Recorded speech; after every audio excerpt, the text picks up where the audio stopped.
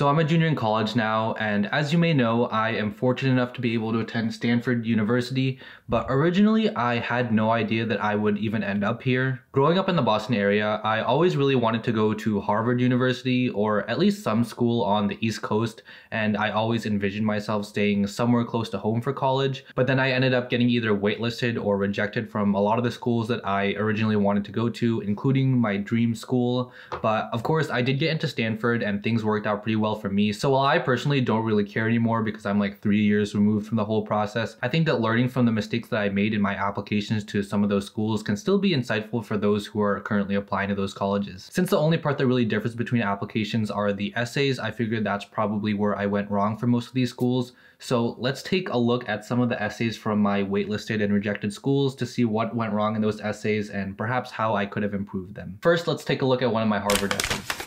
Please briefly elaborate on one of your extracurricular activities or work experiences. 150 words. Entering the gym on a pogo stick, I stood before hundreds of eyes waiting for my next move. I took a deep breath. Hey guys, let's get this pep rally started. Although I came into high school a shy kid, I ran for class representative. It was nerve-wracking to give a campaign speech to my 30 classmates, but I persisted and ultimately won the election. School spirit had always been an issue. Students never came to school events, but I have been committed to fostering a school culture to be proud of. I helped bring our prom from our gym to a boat in Boston. I hosted pep rallies students genuinely enjoyed. As student body president, I planned our school's first homecoming. Through student government, I have made my mark on school culture. School may be a place of learning, but that does not mean it should not be fun. For this essay, I think one of the biggest issues with it is that I don't really focus on a specific event or story. I try to tell the story of my entire time in student government, which is really too large of a time scale to cover in a 150-word essay. And so the overall message I was trying to convey wasn't super clear or strong because I was trying to talk about so many things in such a short essay, and the ideas I was trying to present really didn't have enough time to be developed because I was trying to talk about too many things. If you've seen some of the videos where I read my essays from schools that I was accepted to, like for Stanford or Brown, you'll find that they have the same essay prompt as Harvard, but I actually wrote a different essay for those schools. It was about my time in high school quiz show, and I tried to tell a more action-packed story that was more focused on plot rather than trying to summarize my entire experience with a certain activity. And I think that worked better because I was better able to develop my ideas and the overall messages I was trying to convey. So this essay I think could have been improved if I had just talked about a different topic like I did for my other schools, but ultimately the things that I did talk about were pretty bland and generic. There wasn't really anything too specific about my own experiences, and honestly I think the story I was trying to tell is pretty common for a lot of high school students who are in student government. So I think that from the beginning with this topic I couldn't really have gone too far with it, but even then I think I tried to spread myself too thin by talking about too many topics in a single essay. My Harvard application actually has a couple more essays that I did, and honestly I think they're more cringe than the extracurricular activity essay one, so I don't really want to read them, but it does make sense that I was rejected from this school, and honestly I shouldn't have applied early action since I didn't really know what I was getting myself into, and it also meant that the essays I was working on were really my first time working on these kinds of essays, so they weren't very strong, and honestly I'm looking at them right now and they are really quite bad. So I really shot myself in the foot by deciding to apply early, but you know, it is what it is. Although you may not yet know what you want to major in, which department or program at MIT appeals to you and why? 100 words. I believe that language is a vehicle for storytelling, the story of humankind. To read these stories, I want to understand language through linguistics. How do children and adults acquire languages differently? How does multilingual education affect brain development? How does speech evolve over time? At MIT, I'll seek to answer these questions through the Language Acquisition Lab and the Fieldwork Reading Group. I'll even get to learn how to create my own language through the course Conlangs. I'm curious to understand how we communicate because in capturing how we experience the world, language defines who we are. I think that my why major essay for MIT is really almost exactly like my why major essay for Brown, except a lot worse. I didn't really spend a whole lot of time working on my MIT essays until the day that they were due, and I didn't realize that MIT had its whole own application and that the prompts were completely different from all the other schools I was applying to. So I think by this point I had already written my why major essay for Brown, but the essay prompt for MIT had a shorter word limit, so I was trying to like cram everything I wrote for my Brown essay into the MIT essay. But as you can see, it didn't really work too well because I think that I even copied and pasted some lines directly from my Brown essay, and because the word limit was so small, I couldn't really develop those ideas in the same way. And in fact, my essays weren't the only thing that was concerning about my application. I remember there was some trouble submitting some of my documents or something like that. So honestly, it might not be my essays that were contributing to my rejection, but rather an overall combination of my entire application. But honestly, it still stands that I worked on my essay like the very day it was due, probably only a couple hours before the deadline, so I got rejected and it was to be expected. So honestly, it's my bad. While arguing a Dartmouth-related case before the US Supreme Court in 1818, Daniel Webster, class of 1801, delivered this memorable line: "It is, sir, a small college, and yet there are those who love it." As you seek admission to the class of 2024, what aspects of the college's program, community, or campus environment attract your interest? 100 words. Dartmouth is far from the hustle and bustle of big cities, and that's exactly why I'm one of those who love it. Nowhere else would I find such a close-knit community. When I toured the campus, I could envision myself hanging out on the green with friends, dining at the Courtyard Cafe, and hanging out at Colas after dark. And with one of the strongest linguistic programs in the world, I'm excited for the opportunity to work on linguistics discovery with Professor Lindsay Whaley as I pursue unique research on language structures, potentially through a foreign study in Auckland. I think that my YS essay to Dartmouth was particularly bad because you see that my introduction does that really cringe talking about how nice the campus is and how I fell in love with the campus and things like that, which I think is really cringe and pretty non-specific because, again, as someone who's just touring the campus, you don't really know what it's like to be a student there and you can't really actually envision yourself there. So I think that the introduction I had was pretty cringe, and the fact that I spent a majority of this 100-word prompt talking about envisioning myself on the campus, not really too effective in explaining like why I want to go to that school. And while I did do this a little bit at the end, I didn't really talk too much about how Dartmouth fits into my overall goals and what I can contribute to the Dartmouth community. So I think that overall my essay was pretty weak. I did like a half-hearted why I want to go to Dartmouth because the campus is nice, and the other half is talking about like why I want to major in linguistics essentially. But overall, essay, not very strong. What is it about Yale that has led you to apply? 125 words. When I first toured Yale, it was cold, wet, and windy. But despite everyone talking through chattering teeth, they all wore wide smiles, kept warm by the fiery passion that lit their eyes. As we walked into the library, my tour guide, a linguistics major, completely geeked out over the Voynich manuscript. Its strange symbols and drawings intrigued me, a complete enigma to even the greatest scholars. At Yale, I'd have a chance to learn all about this mysterious document. And through the Grammatical Diversity Project, I'd research how English varies throughout the continent, a big plus for someone interested in regional slang. With one of the strongest linguistics programs in the world, I'll be more than prepared to pursue a career in the Foreign Service. So for my YS essay to Yale, I think it was pretty similar in a lot of ways to my Dartmouth YS essay, where I was being really cringe by talking about how I felt at place at the school and talking about my visit there, which again, not really too effective in explaining like why I personally want to go there. And the things that I talk about in terms of like linguistics are okay, I think. I don't know why I spent so long talking about the Voynich manuscript. I guess I thought it was a cool thing at the time. I don't really even remember what that was. And overall, this essay isn't really that cohesive. I start by talking about my visit to Yale, and then I finish by talking about like one of the programs I want to partake in. So there isn't really much connection throughout the essay. And again, I don't think that this essay was that strong. I think that in terms of improvements, if I just took out that beginning part where I was talking about the fiery passion that lit the eyes of the Yale students I saw and the fact that it was like not the best weather when I went to tour, I think that I would have been able to have more word space to talk about more meaningful things about Yale, like specific programs or classes that I wanted to take to help make it more cohesive, since I was already starting to talk about this linguistic theme of like why I wanted to study there specifically. So I think that if I did that, my essay could have been stronger because I did get waitlisted at Yale. So there were some parts of my essays that I guess that they liked, but not enough. So I think if I just tweaked a couple things here and there, then I could have improved my chances, maybe.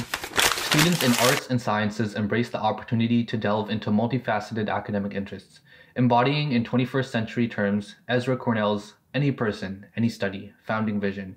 Tell us about the areas of study you are excited to explore and specifically why you wish to pursue them in our college. 650 words. In 5th grade, I watched a video about Tim Donor, a teenager who spoke over 20 languages. Since then, I've wanted to be a polyglot just like him, conversing with people around the globe. Unfortunately, my school only offered Spanish, but I've self-studied French and Japanese with some success. And with the foreign languages across the curriculum program at Cornell, with a staggering 44 languages to choose from Akkadian to Vietnamese, Cornell will leave me more than prepared to engage with the greater community as a globally minded citizen. Maybe then I can get a leg up on Tim. The first time I spoke Spanish outside of a classroom was at the pizzeria I worked at. On a hot summer afternoon just after I clocked in, a young Latino man came in.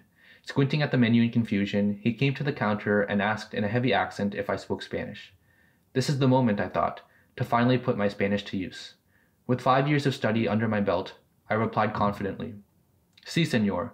¿Cómo puedo ayudarle?" After successfully taking his order, 2 large pepperoni pizzas, my boss gave me a high five. I was sweating a little, and my heart beat with excitement. I had done it. Although my Spanish wasn't perfect, I was able to reach him. There was a special moment we shared when his face lit up after I greeted him in his native tongue. We'd formed a bond through a common language. It is those moments I strive for. I love learning languages. If I can't reach someone in English, maybe Spanish will work, or Tagalog, or Korean. One day I'll be able to reach more people in more languages. But first, I need to study and practice. Language is what makes us human. It's our vehicle for storytelling.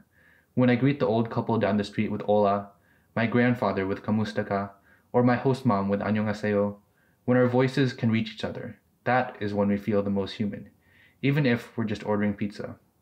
And it is for that reason that I hope to pursue linguistics in college. After my study abroad in South Korea through Nisley Y, I became engrossed with the study of foreign cultures, using languages as a lens through which to examine culture. In particular, I am most interested in studying Southeast Asia cultures. In fact, I plan to pursue a career in the Foreign Service someday, hopefully specializing in Southeast Asian affairs. For someone with such interests, there is no better school than Cornell. Cornell's underground library, the Carl A. Korch Library, is home to the John M. Eccles Collection on Southeast Asia, renowned as a mecca for research on Southeast Asia.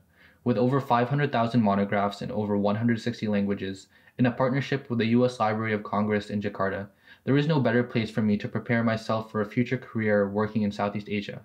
From exploring the Bible in Balinese to reading the infamous Cornell paper, I know I will spend countless hours in that underground library.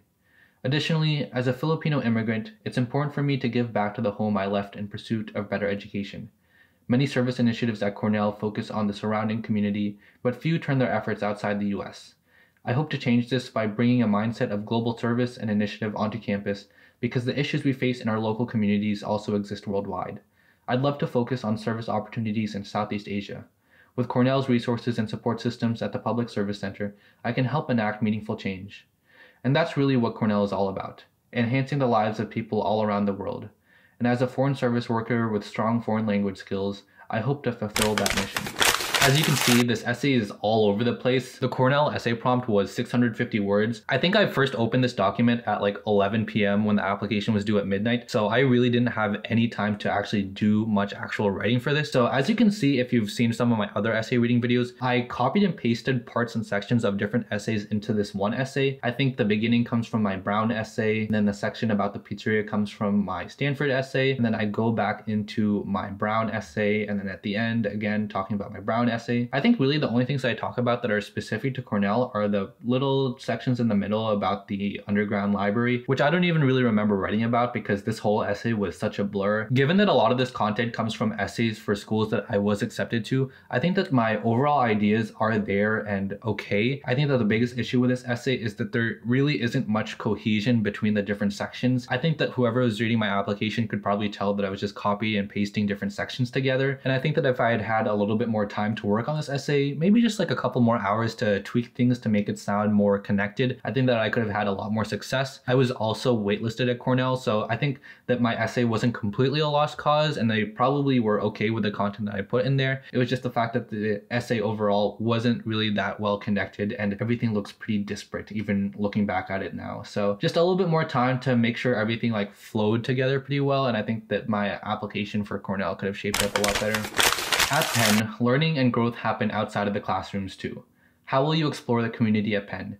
Consider how this community will help shape your perspective and identity, and how your identity and perspective will help shape this community. Founder Benjamin Franklin was motivated by an inclination to serve humankind, and I'm eager to carry on his mission.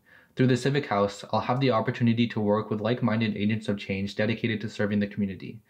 My senior service project worked to establish youth libraries in poverty-stricken areas of the Philippines.